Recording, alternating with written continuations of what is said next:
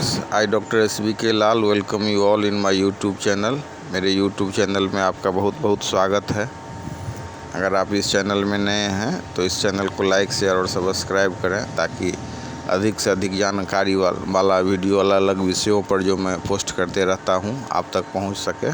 साथ ही bell icon भी दबाना मत भूलें। आज हम आपके लिए आए हैं लेंस। हिंदी में आप देखेंगे कि लेंस को ताल भी कहा जाता है और लेंस से हम लोग परिचित हैं। जीवन में जैसे हमको चश्मा पहनते हैं तो उसमें भी लेंस का प्रयोग होता है। दूरबीन हो या कैमरा हो या अलग अलग जो ऑप्टिकल इंस्ट्रूमेंट है सब में हम लेंस का प्रयोग करते हैं। तो लेंस से तो हम परिचित हैं। आज हम उसको फिजिक्स के हिसाब से इसको देखते हैं। 10th क्लास में अववर्तन चैप्टर में यह है लेंस। तो सबसे पहले आइए जानते हैं कि लेंस का परिभाषा कि लेंस क्या होता है। तो लेंस पारदर्शक पदार्थ का वह टुकड़ा है जो दो निश्चित ज्यामितीय सतहों से घिरा होता है, या यूँ कह लीजिए कि दो गोलीय सतहों से घिरा किसी पारदर्शी पदार्थ का एक टुकड़ा होता है जिसका कम से कम एक सतह वक्रित हो। तो इस हिसाब से परिभाषित किया गया है लेंस को।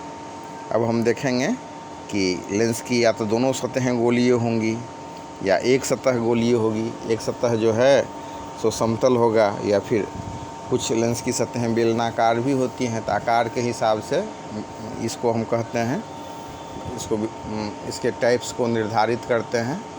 और दूसरा फंक्शन के हिसाब से भी करते हैं। जैसे कोई लेंस प्रकाश किरणों को अभिसारित करती हैं या अपसारित करती हैं, कन्वर्ज करती हैं, या ये इसको उस हिसाब से इसको कन्वर्जिंग लेंस या डाइवर्जिंग लेंस के हिसाब से हम इसको कह सकते हैं। तो यहाँ पर 10th स्टैंडर्ड में बताया गया है कि मतलब लेंस दो तरह के होते हैं। एक होता है उत्तल लेंस और दूसरा होता है अवतल लेंस। उत्तल लेंस को अंग्रेजी में कन्वेक्स लेंस कहते हैं और अवतल लेंस को कनकेव लेंस कहते हैं। तो अब जानिए कि उत्तल लेंस क्या होता है। तो उत्तल लेंस जो होता है किनारे की अपेक्षा उसका मध्य भाग अधिक मोटा होता है। आप देखेंगे एक लेंस जिसमें किनारे पर पतला होगा और मध्य भाग मोटा होगा, तो ऐसे लेंस को हम उत्तल लेंस कहते हैं। जबकि अवतल लेंस में आप देखेंगे कि इसका जो मध्य भाग जो है वो पतला है और किनारे वाला भाग जो है सो अधिक मोटा होता है।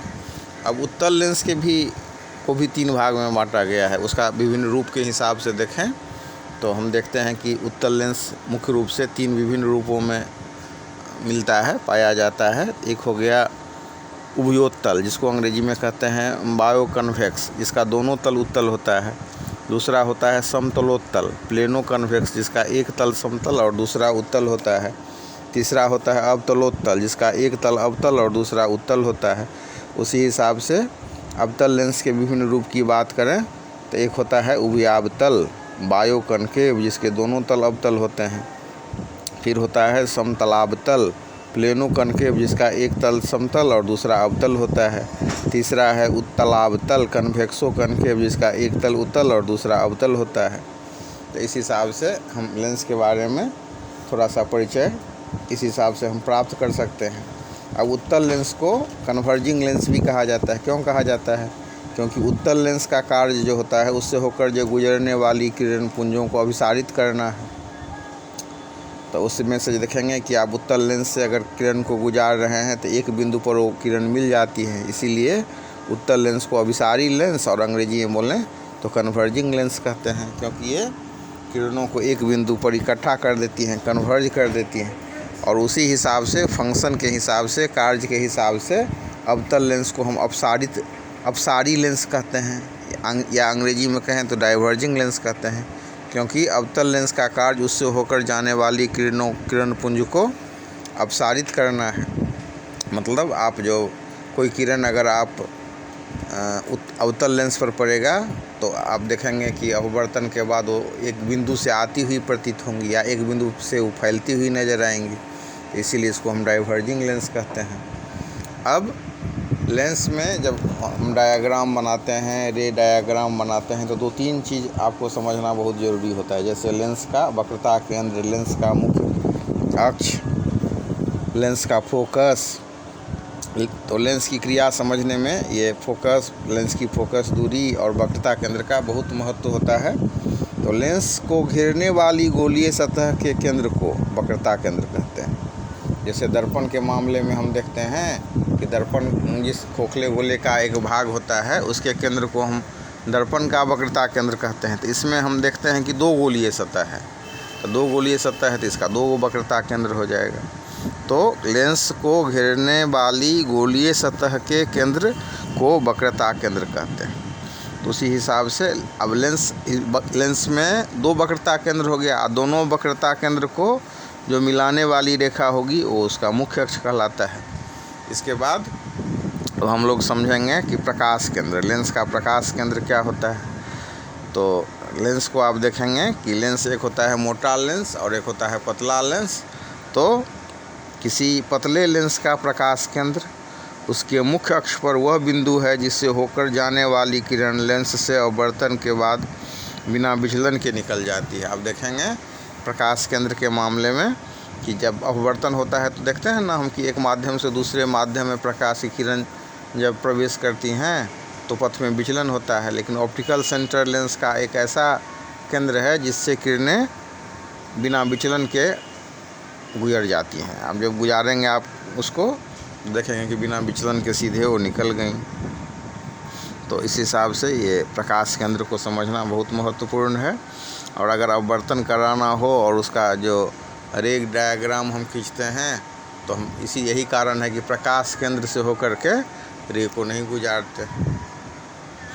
तो इस हिसाब से हम लोगों ने सबसे पहले लेंस के परिभाषा को देखा उसके बाद लेंस के टाइप्स को देखा कि 2 तरह के लेंस हैं, एक है उत्तल लेंस, एक है अवतल लेंस। आकार के हिसाब से उत्तल लेंस का जो ऊपरी भाग होगा या मतलब किनारे का भाग होगा वो पतला होगा, बीच का भाग मोटा होगा। जबकि अवतल लेंस में हम देखेंगे कि बीच का भाग पतला और किनारे का भाग मोटा होगा। उसके अलावा उत्तल लेंस के विभिन्न रूप हो गए, उभयोत्तल, बायोकनकेव, प्लेनो कन्वेक्स, ये biconvex, plano convex, concavo convex. और अवतल लेंस का हो गया भी 3 रूप मुख्य रूप से पाए जाते हैं, बायो कनकेव, प्लेनो कनकेव और कन्वेक्सो कनकेव। तो इस हिसाब से हम लोगों ने लेंस के को अब समझा। अब इम्पोर्टेंट चीज़ होता है कि लेंस का अब चर्चा करते हैं हम कि लेंस के फोकस के बारे में और फोकस दूरी के बारे में। तो लेंस के प्रकाश केंद्र ओ से जो प्रथम फोकस F1 की दूरी होती है उसको लेंस की हम मुख्य फोकस दूरी कहते हैं। लेंस में 2 फोकस होगा, एक होगा प्रथम फोकस और दूसरा होगा द्वितीय फोकस। तो जो प्रथम फर्स्ट प्रिंसिपल जो फोकल लेंथ होता है, प्रथम जो फोकस होता है उसी को हम प्रथम फोकस से जो मतलब ऑप्टिकल सेंटर की जो दूरी होती है, अर्थात प्रथम फोकस F1 हो गया, द्वितीय फोकस F2 हो गया, तो F1 ऑप्टिकल सेंटर O हो गया। तो F1 से जो O की दूरी है उसी को हम कहते हैं प्रथम मुख्य फोकस, मतलब फर्स्ट प्रिंसिपल फोकल लेंथ। उसके बाद से फिर हम देखेंगे द्वितीय फोकस दूरी। तो लेंस के प्रकाश केंद्र O से द्वितीय मुख्य फोकस F2 की दूरी को लेंस की द्वितीय मुख्य फोकस दूरी कहते हैं, यानी कि सेकेंड प्रिंसिपल फोकल लेंथ कहते हैं। लेकिन एक खास बात है कि हम द्वितीय मुख्य फोकस F2 को ही लेंस का फोकस कहते हैं और द्वितीय मुख्य फोकस दूरी को ही लेंस का हम फोकस दूरी कहते हैं। तो अब हम लोग जाने कि फोकस दूरी हो गया प्रकाश केंद्र से फोकस के बीच के दूरी को। तो अब फोकस क्या होता है, तो फोकस लेंस के मुख्य अक्ष पर वह बिंदु है जहां मुख्य अक्ष के समानांतर किरण पुंज लेंस से निकलने के बाद अभिसारित होती है या जहां से अपसारित होती हुई प्रतीत होती है। तो लेंस के प्रकाश केंद्र से उसके फोकस की दूरी को ही हम फोकस दूरी कहते हैं। इस हिसाब से 2-3 बातों को हम समझ सकते हैं कि लेंस में 2 फोकस दूरी होती है और लेंस में 2 फोकस होता है, इसीलिए 2 फोकस दूरी भी होती है। और जो द्वितीय मुख्य फोकस होता है, द्वितीय मुख्य फोकस उसी को हम लेंस का फोकस कहते हैं। तो जब कभी लेंस के फोकस दूरी का सवाल उठाया जाता है या पूछा जाता है तो हम लेंस के द्वितीय मुख्य फोकस को ही लेंस का फोकस कहते हैं, और उसी के प्रकाश केंद्र से उसकी जो दूरी होती है उसी को हम फोकस दूरी कहते हैं। अब इस पर कुछ क्रियाकलाप है जो कैसे उत्तल लेंस का हम फोकस दूरी निकालते हैं, या कैसे बिना बताए हुए आपके सामने में लेंस दे देगा तो आप समझिएगा कि लेंस उत्तल है कि अवतल है। चश्मा के हिसाब से भी अगर जैसे मतलब किसी आदमी को नज़दीक दिखाई नहीं देता है तो उसको प्लस पावर वाला चश्मा देते हैं, और जो जिसको दूरी स्पष्ट नहीं दिखाई देता है उसको हम माइनस पावर वाला देते हैं। तो इस हिसाब से आप देख सकते हैं चश्मा के से भी हाथ ये करके, इसमें जो कोई चीज़ मोटी दिखाई देती है या पतली दिखाई देती है तो उस हिसाब से हम उसको समझ सकते हैं, बहुत आराम से समझ सकते हैं कि मतलब कौन सा लेंस है। और उसमें जनरली जो मतलब उत्तल लेंस है तो उसमें जो बहुत आवर्धित प्रतिबिंब बनता है, और अवतल में हम देखेंगे कि छोटा बनता है प्रतिबिंब। तो आप कोई भी लेंस ले जाइए, उसके सामने में उंगली ले जाइए और फिर देखिए उसका साइज़ बड़ा है कि छोटा है, तो उस हिसाब से भी आप लेंस को पहचान कर सकते हैं। उसके बाद जब ये फोकस को हम समझ जाते हैं तो आगे चीज़ होता है कि लेंस में जो प्रतिबिंब बनता है उसको समझना। तो प्रतिबिंब हम जानते हैं कि प्रतिबिंब दो तरह के होते हैं, एक होता है वास्तविक प्रतिबिंब और दूसरा होता है आभासी प्रतिबिंब। तो किसी बिंदु स्रोत से आती प्रकाश की किरणें लेंस से अपवर्तन के बाद जिस बिंदु पर मिलती हैं या जिस बिंदु से आती हुई प्रतीत होती हैं उससे हम बिंदु स्रोत का प्रतिबिंब कहते हैं। तो ये प्रतिबिंब हो गया। अब प्रतिबिंब दो प्रकार का हुआ, एक हो गया वास्तविक प्रतिबिंब और दूसरा हो गया आभासी प्रतिबिंब। तो वास्तविक प्रतिबिंब किसको कहते हैं? तो किसी बिंदु स्रोत से आती प्रकाश की किरणें अपवर्तन के बाद जिस बिंदु पर वास्तव में मिलती हैं उसे ही हम उस बिंदु स्रोत का वास्तविक प्रतिबिंब कहते हैं, और अंग्रेजी में कहें तो ये रियल इमेज इसको बोलते हैं। इसके लिए टर्मिनोलॉजी में वास्तविक प्रतिबिंब को हम रियल इमेज कहते हैं। अब एक पहचान और है कि वास्तविक प्रतिबिंब वस्तु की अपेक्षा हमेशा उल्टा बनता है। उसी हिसाब से अब हम वर्चुअल इमेज अर्थात आभासी प्रतिबिंब के बारे में चर्चा करते हैं। किसी बिंदु स्रोत से आती प्रकाश की किरणें अपवर्तन के बाद जिस बिंदु से आती हुई प्रतीत होती हैं उसे उस बिंदु स्रोत का आभासी या काल्पनिक प्रतिबिंब कहते हैं। अब एक पहचान है, जैसे हमने देखा कि वास्तविक प्रतिबिंब वस्तु की अपेक्षा हमेशा उल्टा होता है, उसी हिसाब से आभासी प्रतिबिंब वस्तु की अपेक्षा हमेशा सीधा होता है। इस हिसाब से हम इसको समझ सकते हैं। फिर अगर आप इस चीज़ को समझ गए, मतलब प्रिंसिपल एक्सिस को, वक्रता केंद्र को, फोकस दूरी को, तो आगे फिर हम देखेंगे कि मतलब लेंस के लिए किरण आरेख की बनावट कैसे होती है, कैसे लेंस में हम कहाँ से प्रकाश को गुजारेंगे तो कैसे उसमें अपवर्तन होगा। अपवर्तन का हम जो डायग्राम खींचते हैं वही होता है लेंस के लिए क्रिया आरेखों की बनावट। तो अगर कोई किरण प्रकाश केंद्र की दिशा में आपतित हो रही है लेंस पर तो क्या हो जाएगा? तो प्रकाश केंद्र की दिशा में कोई टेंशन ही नहीं है। अपवर्तन के बाद किरण बिना विचलित हुए सीधे निकल जाती है। और फिर हम देखेंगे कि मुख्य अक्ष के समानांतर किरण है तब क्या होगा।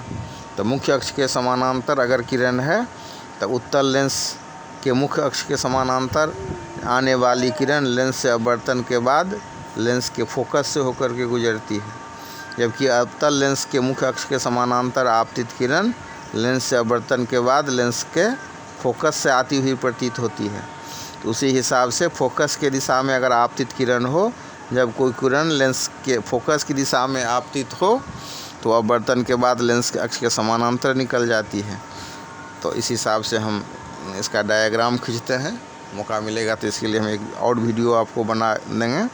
फिर आप देखते हैं कि मतलब उत्तल लेंस में कहाँ वस्तु को हम कहाँ रखते हैं और उसका प्रतिबिंब कहाँ बनता है। जैसे लेंस तथा फोकस के बीच में हम वस्तु को रखते हैं, तो लेंस और फोकस के बीच में अगर हम वस्तु को रखते हैं तो उसका प्रतिबिंब उसका जो प्रतिबिंब लेंस की उसी ओर बनता है जिस ओर वस्तु है, और जो प्रतिबिंब होता है सीधा और वस्तु के आकार से बड़ा होता है।